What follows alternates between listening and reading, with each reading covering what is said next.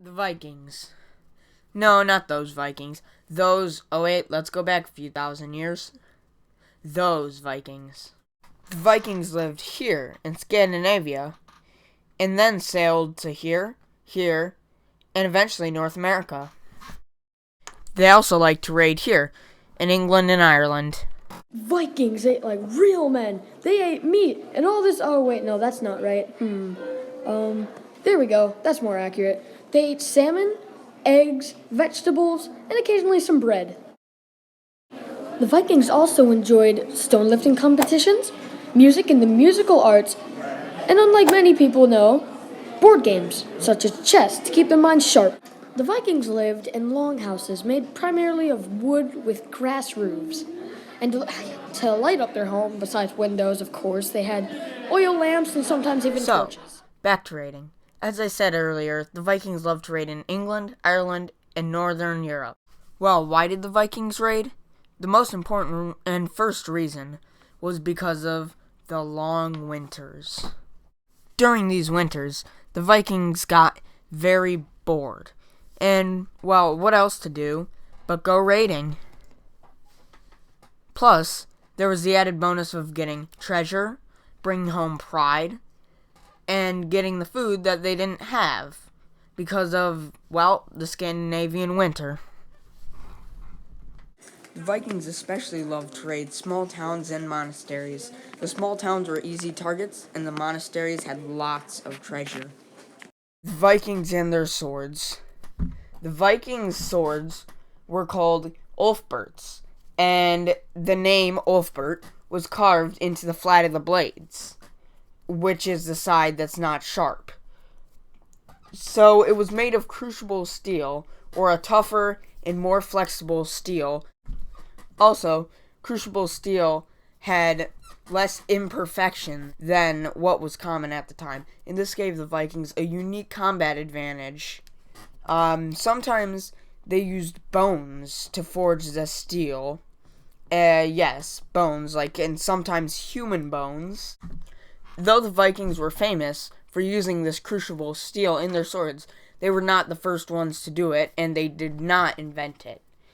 The evidence suggests that it was actually invented in Central Asia, and it was Damascus steel, a subsection of crucible, and they were the first ones to use it. Evidence also suggests that the Vikings actually directly traded the steel with Asia, and perhaps actually directly traded steel like ingots and bars and maybe even swords. The evidence that was found was Eastern religious stuff in burial tombs such as Buddha statues and other symbols. Religiously, the swords meant a lot to the Vikings too. They named their swords, and a lot of the time it was after native Scandinavian animals such as wolves, bears, foxes, and probably caribou. So the names, they claimed, gave them the power of their ancestors, and that was a lot of power to them. And it helped them get to Valhalla, which was like their heaven, where they would battle forever at the side of Odin, their god of war. So, when they died on the battlefield, they bent the sword, destroy it, and kill the sword along with the warrior, because they thought that if they didn't, that the warrior would come back and meet them in Valhalla, and so they bent the swords when they buried them with the soldiers that fell. The Vikings' code of honor were the 9 noble truths. The 9 noble truths were courage, discipline, fidelity, honor, hospitality, industriousness, perseverance, self-reliance, and truth. So one person feared by all, the berserker, the one who's going in and destroying the whole town. But wait, what is a berserker? Well, let's check the recipe.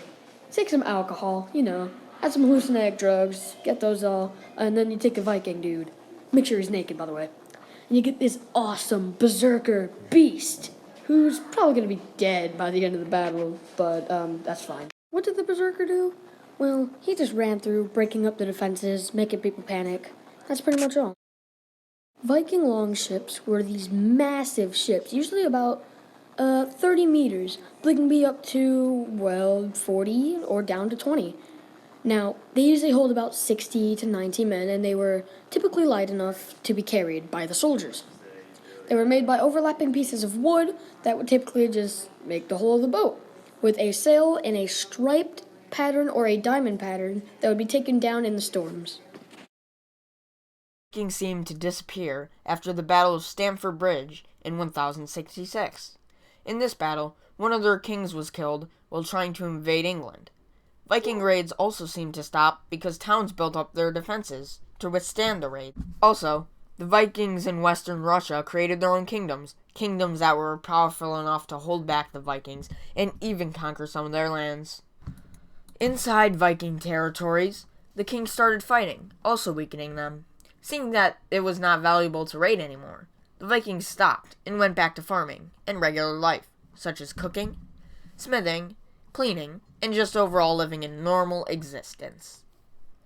They became the countries of Sweden, Iceland, Greenland, Norway, Denmark, and parts of Finland. After that, Christianity took over as the main religion in Scandinavia, and the Viking Age was over.